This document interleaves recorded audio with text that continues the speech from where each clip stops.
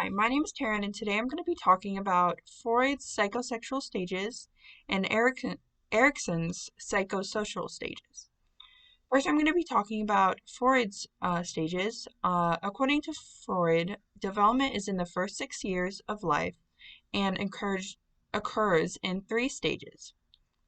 It is called the theory of psychosexual development because each stage is characterized by a sexual interest and pleasure arising from a particular part of the body. The first stage is from birth to 1 year old. It is called the oral stage. This stage focuses on the mouth, meaning the lips, tongue, and the gums are the focus of a baby's body. The second stage is from 1 to 3 years old, which is called the anal stage. This focuses on the anal, and this is the time where kids start learning how to use the toilet. The third stage is from 3 to 6 years old. It's called the phallic stage, and it focuses on the penis. And then around 6 to 11 years old, latency happens. It is not considered a stage. It is an interlude where sexual needs don't happen and focuses on social activities. Next happens in adolescence, which is called the genital stage, which focuses on genitals and which is puberty. In this time, people seek relationships. Freud believes that this stage lasts through adulthood.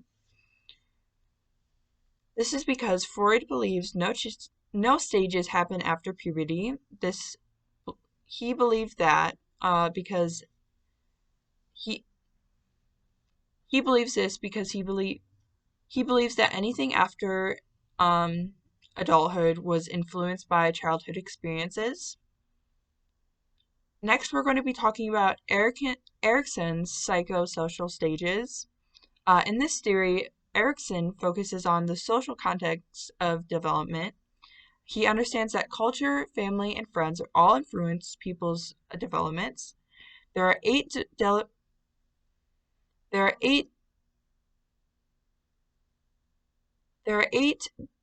developmental stages, and each is characterized by a developmental. There are developmental. There are eight development.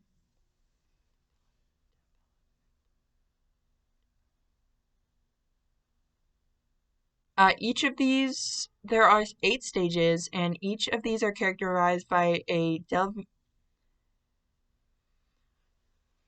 first stage is called trust versus mistrust. This stage is between birth and 1 year old, and states that babies either trust the person that nurtures them or develops mistrust about the care of others. The second stage occurs between 1 and 3 years old and is called autonomy versus shame and doubt. In this stage, kids either feel independent and self-sufficient in things that the second stage, which occurs between 1 and 3 years old, is called autonomy versus shame and doubt. In this stage, kids either become independent and self-sufficient in things such as feeding, walking, exploring, talking, or they start doubting their abilities. The third stage, which occurs between 3 and 6 years old, is called initiative versus guilt. In this stage, children start doing many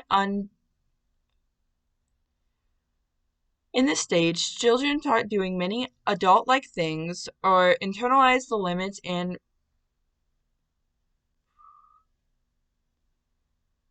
In this stage, children start doing many adult-like things or internalize the limits set by parents. The fourth stage, which occurs between 6 and 11 years old, is called the industry versus authority stage. This stage has children start mastering new skills or feel like they're unable to do well. The fifth stage occurs in adolescence, which is called identity versus role confusion. In this time, they are able to establish their roles and identities, or they get confused about them. The sixth stage that occurs in adulthood is called intimacy versus isolation. This is when young adults seek love or become isolated and fear rejection. The seventh stage, which occurs in middle-aged adults, is called generativity versus stagnation. This is when middle-aged adults contribute to generations through work, creative activities, and parenthood, or they don't contribute. The last stage, which occurs in old adults, is called integrity versus despair. Old adults try and see the meaning of life, or they despair on a goal that was never reached. The difference between these two theories is that Erikson's stages emphasize family and culture, while Freud's theory focuses on sexual urges. Erikson's theory also recognizes that there is more development after adolescence, which Freud's does not.